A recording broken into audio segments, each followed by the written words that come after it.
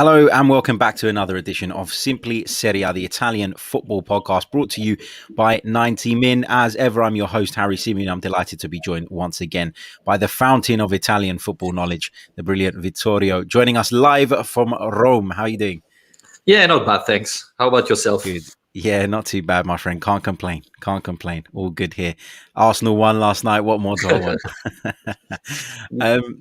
I've titled this podcast, Vittorio, A Week to Forget for Milan, because obviously we'll come on to talk about their league defeat in a minute. We're going to start off with the quarter-final of the Coppa Italia, in which they faced their fierce rivals Inter. And despite having taken the lead through Zlatan Ibrahimovic, they ended up losing the game courtesy of a 96th minute free kick from Christian Eriksen, a forgotten man at Inter, but he stepped up to the plate last night. How much of an impact do you think this kind of these last couple of games are going to have on Stefano Pioli's Milan? Because it feels like just when everybody was starting to take them seriously, I'm not saying you shouldn't take them seriously, but when that kind of level of expectation went up a notch, they've kind of been pegged back again. First, it was Atalanta at home in the league, a really heavy defeat, one that I didn't really expect, to be honest. And then, of course, this exit to their main rivals.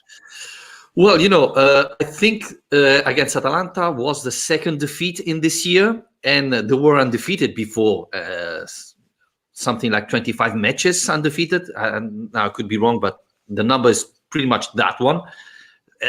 We said it, right? We said it in the podcast. They are having an unbelievable run, but the fear we all have is, are they able to continue? Because the season is still very long. And we said the biggest question is, I don't think they have a depth enough to keep it up. And this is pretty much what's happening. We have to be honest. They haven't been very lucky. They had so many injured players. Let's not forget Ibrahimovic got the COVID-19, then came back, got injured, etc., etc. A lot of other players got injured. So they're a little bit struggling on that side. They signed Mandzukic. That was a surprise for me. But, there's a question mark about Mandzukic. He didn't play pretty much 1 year. So I fear that what we were all saying, it's happening. Milan is a little bit losing the confidence.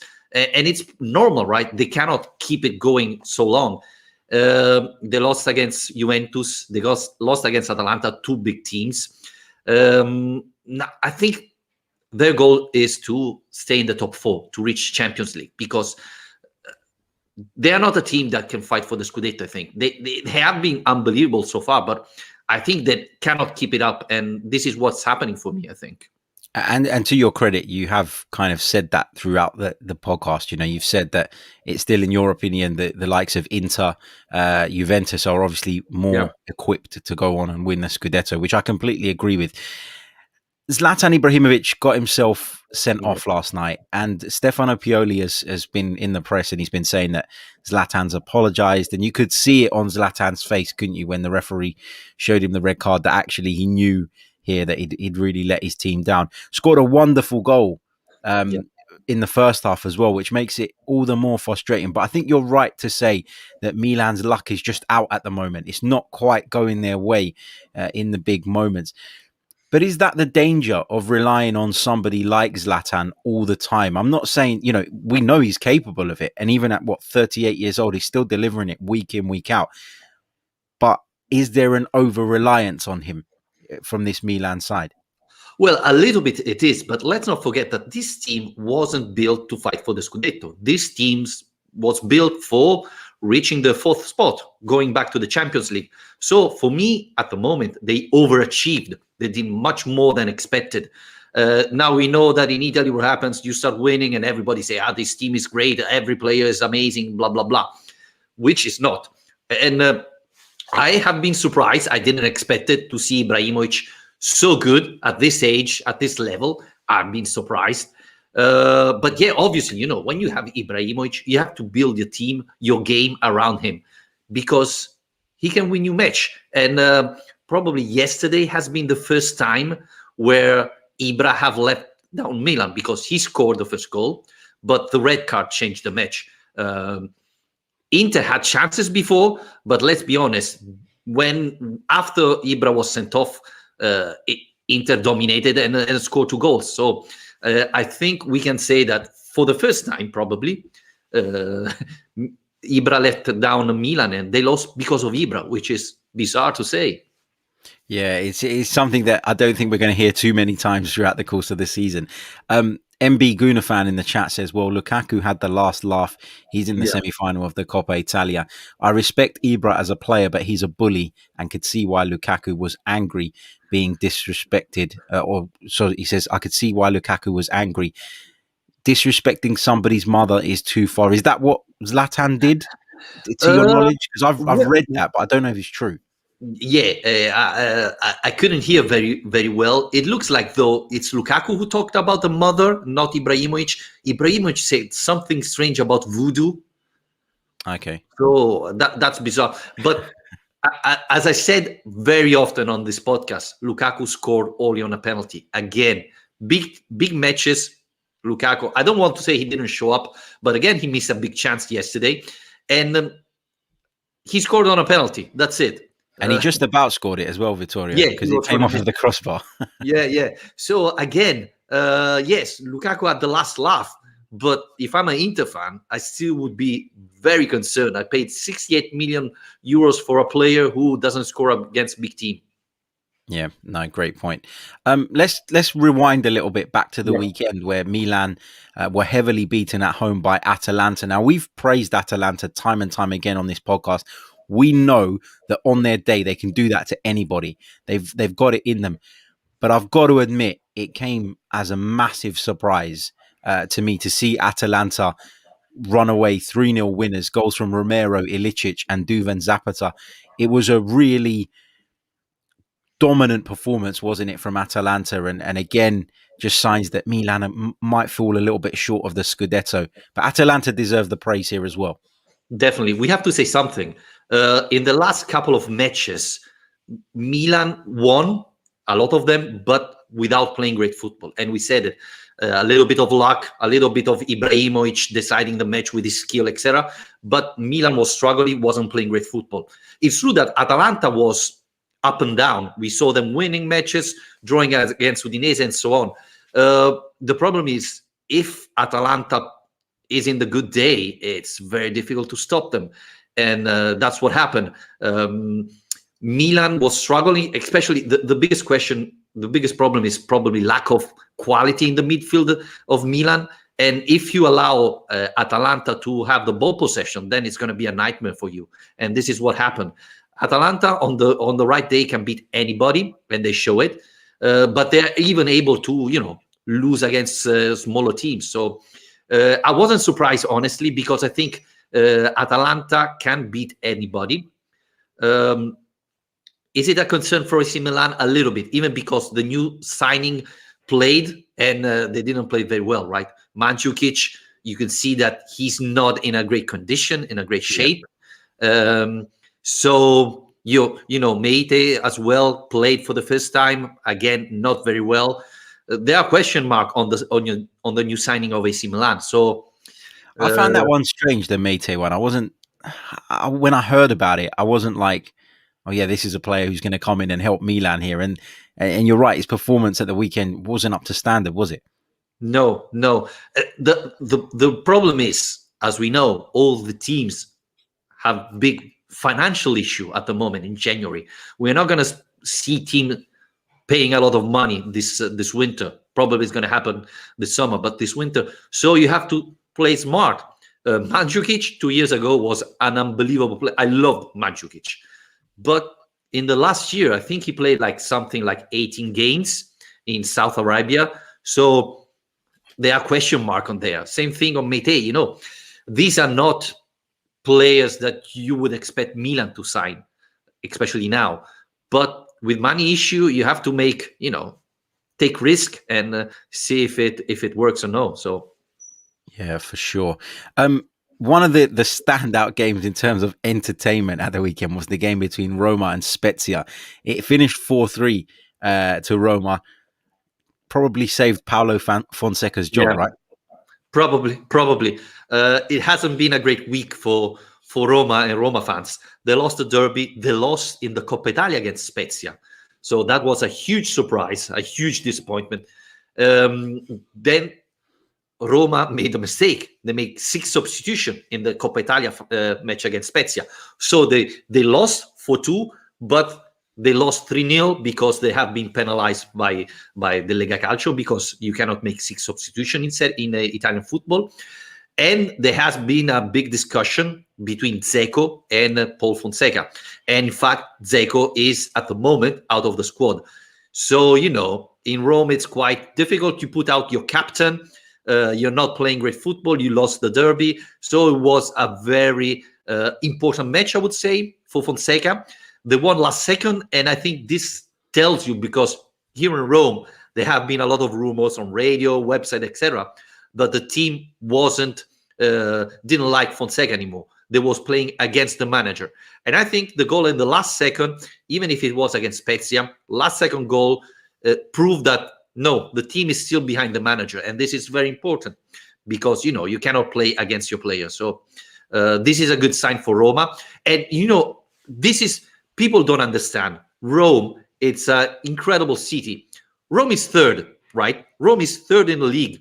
And the fans want Fonseca out, Dzeko out, everybody out, because they lost the derby and they lost against Spezia. Then you go and see the table and Roma is third. And you say, what the hell is going on, guys? Your target is being fourth. You're 1 point, you're third. 2 weeks ago, people was talking about Roma contender for the Scudetto. And now you want to get rid of everybody. This is why Lazio Rome, cannot win a Scudetto. It's very difficult because you lose a derby and you're still third, and the manager has to be sacked. He's rubbish. The expectation is just so high, isn't it? It's so high. I don't know if it's the expectation. I think the derby here, it's everything. You lose the derby as Roma lost, playing terribly. And you add to this being defeated by Spezia with making an unbelievable mistake of 6 substitution.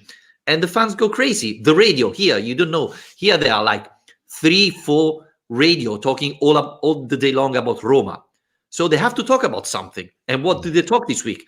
About Fonseca, about Dzeko having a fight with Fonseca, where are the new owners, etc., etc. So they build up, and the fans are going crazy, right? Fonseca, it's 1 week ago, Fonseca was God. Now he's the worst manager in the world, right?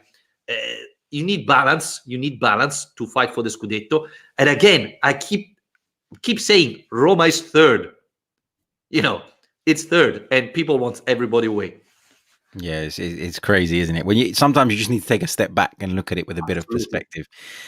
Big thank you to the blind Gooner in the live chat for his kind super chat. Thank you so much for that, my friend. Get your questions in. We'll come to those in a little bit. I can see there's a couple in there for Vittorio already, so we'll get to those a little bit later on.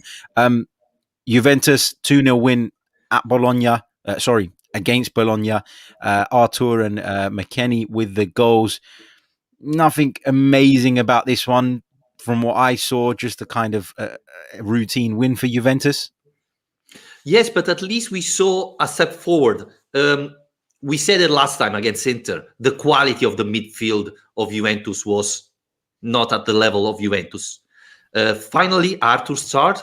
I mean, you signed the player, you gave away Pjanic to have this quality player, and he hardly played. Now, finally, he showed up.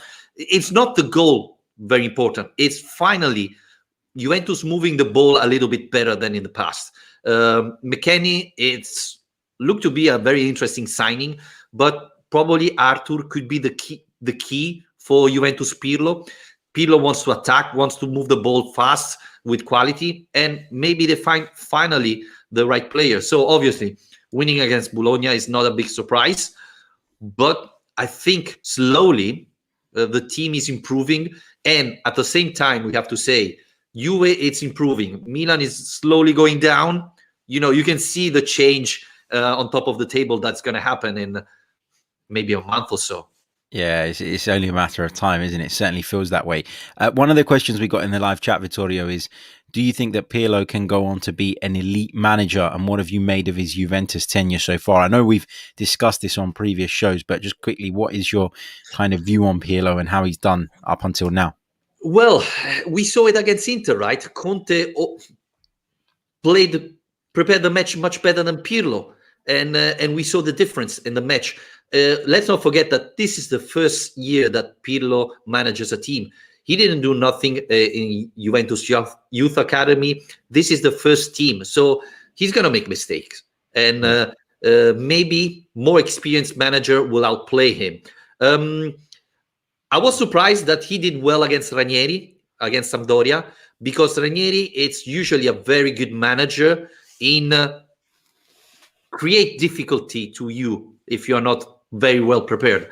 So you can see some improvement from Pirlo on a certain way. So, but I mean, if you tell me if he's the best manager, no. And, Conte, that has been, criticized by Inter fan a lot in the last 2 years, outplayed Pirlo in the match. And we saw it happening a lot of time. But he will learn. Yeah, for sure.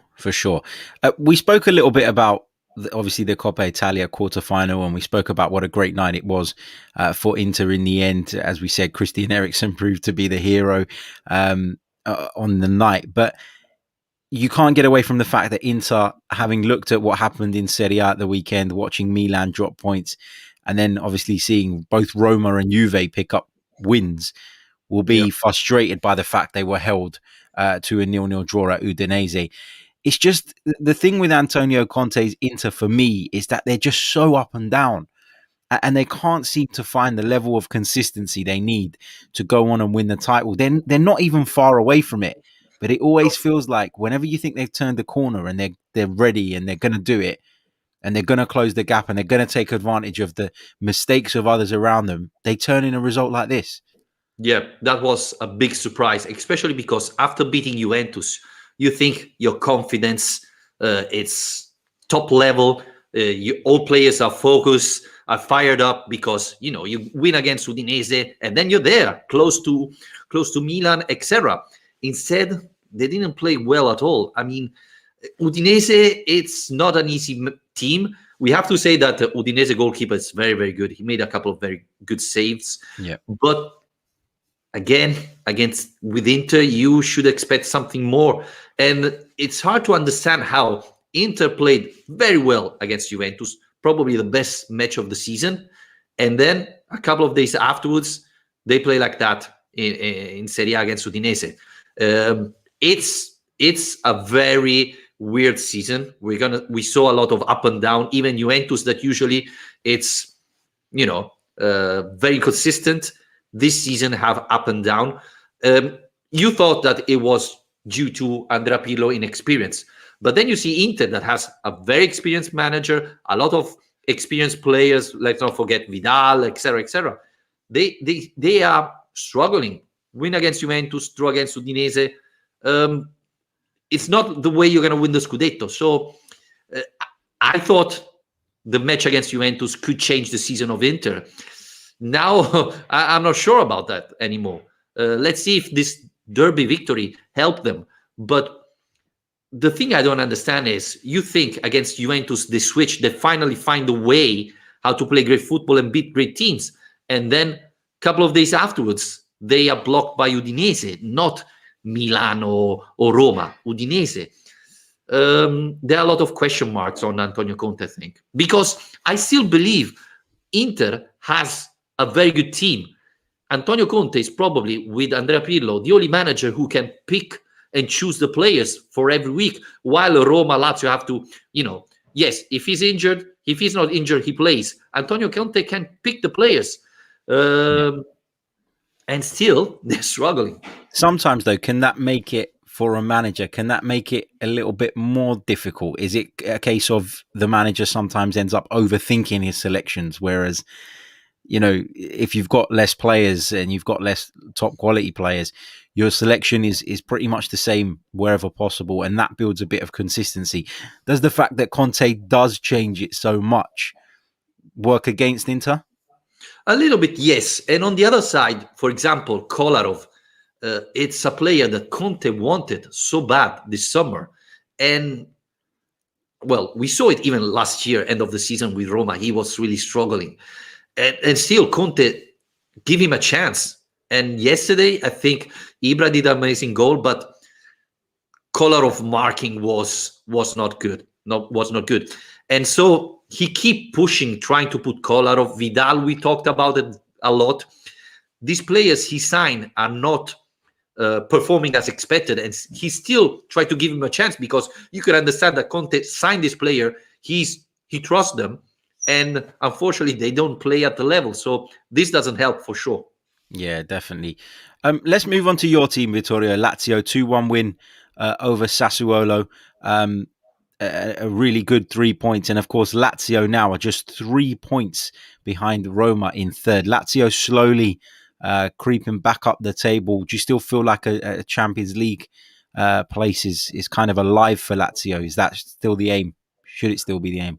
Yes, absolutely. And we have to say that with this up and down of Juventus, Milan, Napoli, etc., now we have a lot of team in a matter of points, right? Because Roma is third at 37, Lazio is at 34, there's Napoli at 34, etc. So you can see that they are all close there. So definitely Lazio, I think they built the momentum. Now they are 4 winning streaks, 5 considering Coppa Italia. And, when you're able to win matches in a row, that give you boost confidence, etc. They played well against Sassuolo, and Sassuolo is a very difficult team to play against, because they attack you and they don't let you play. They press you very high. So Lazio went down immediately. The first 10 minutes, I think Lazio didn't show up, and then things changed. So that was really important to be able to win a match like that against Sassuolo. Adding this to Napoli losing, I think Lazio is convinced that they can reach their fourth spot. It depends now. Lazio has Atalanta. That will be a turning point again, because Atalanta is playing great football, etc. So we have to see. But I think a lot of teams can still fight for the Champions League this season. For sure. Another team I just want to touch on, Vittorio, is Parma. They're languishing down at the bottom of the table. They lost at home to Sampdoria by 2-0. I'm a little bit worried for Parma. Massive football club. It took them ages to get back into Serie A. And you don't want to see those clubs going down. But, Parma, Torino, they feel like Genoa even, they feel like they're too big of a clubs to go down. But they are really struggling. Let's start with Parma. What have you made of them so far this season? And they're in trouble, aren't they, at the moment? They're definitely in trouble. They changed the manager, and I think things are getting a little bit better. To be honest with you, I didn't expect them to lose against Sampdoria, because I saw the last matches of Parma and they played well. Yes, they lost against Lazio, but you can see that something is different. With the new manager, D'Aversa, the team is responding. D'Aversa was the manager of last year, and they did well last year. They changed the owner, and they brought in Liverani, who is one of those young manager that has been a little bit, for me, too pumped up by the press. Very offensive mind manager. He's great football, blah, blah, blah. Yes. As Allegri said last year, or maybe 2 years ago, it's easy to be an offensive mind football manager. You push the left back as a winger, etc. But then you allowed a lot of goals, and this is what's happening with Parma, etc. Now with D'Aversa, they are more balanced. We have to say that they spent a lot of money this summer and now this winter. So it's a little bit strange to see a team that spent so much money being in that position. But with D'Aversa, things changed. I see them much better. They have good players. This is the funny thing. Now Gervinho is back. He's very important for them. They just signed Conti. I think watching the team, they should be fighting for the Europa League. And this is the problem, because when you start the season thinking, okay, our goal is the Europa League, and you find yourself fighting for relegation, it's hard to refocus yourself. But I think with D'Aversa, they will find a way to stay in Serie A. Yeah, fingers crossed they do. I like Parma. I don't know why. I've got a soft spot for Parma. Produced some great players as well over the years. And when I think about the days when I got into Serie A, which was like probably the late 90s, they were one of the big teams. So it's disappointing to see them down there where they are now, but fingers crossed they can turn that around. Got another question for you, Vittorio, in the live chat. It's going back to Lazio with regards to Ciro Immobile. Do you think he's an underrated striker, and do you think that teams will be circling around him soon? I definitely think he's underrated. I mean, the funny thing is, we get so used to see Immobile scoring every week that when he doesn't, we feel like he played bad. So I think he scored 7 goals in the last 8 matches. This is simply unbelievable. He's definitely the best Italian striker and probably one of the best in Europe. Now, I'm not very good in ranking. I don't want to say he's the number 1, 2, or 3. But if Lukaku think he's top 5, then Ciro Immobile is definitely above Lukaku. So that's another discussion. He spoke, I think, Monday on a TV show, and he said that he's going to stay at Lazio forever. He's not young anymore. He's reaching 30. So, this is the last big contract. I think that he's one of the players that when he feels the confidence, when he see that the manager trusts him, plays his best. And this is the reason why he didn't perform as well at Dortmund or at Sevilla. Inzaghi wanted him badly, and he's playing very well. He's scoring a lot because he feels the confidence. And this is something, love. Yeah, absolutely. Fans adore him. He feels the players trust him, the manager trusts him. And, there are players like Cristiano Ronaldo or Ibrahimovic that have no confidence problem. They can play against everybody. They will always perform. And then there are players like Ciro Immobile that they need to feel the trust of the manager. And I think that's the perfect combination, Inzaghi and Immobile. So that's why he's performing so well at Lazio. Teams coming for him? Yeah, probably. I mean, there have been a lot of teams asking for him. But I don't think Lazio is never going to sell him. And he's he's a king of Rome now. So why should he leave?